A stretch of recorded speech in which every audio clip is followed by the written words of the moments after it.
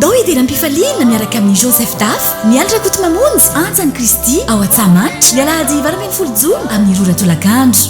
Voninahitra an'Andriamanitra irery ihany afaliana ho ahy Ratremo William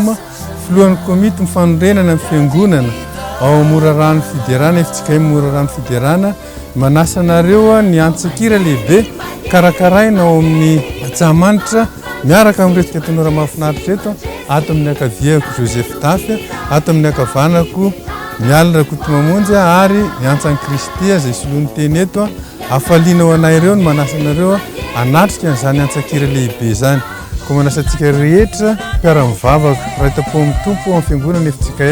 Morarano Fiderana ho tonga anatrika n'izany antsa-piderana lehibe zany antsoina hoe dera-pifaliana ao Antsamanitra alahady 12 jona ho avy zao.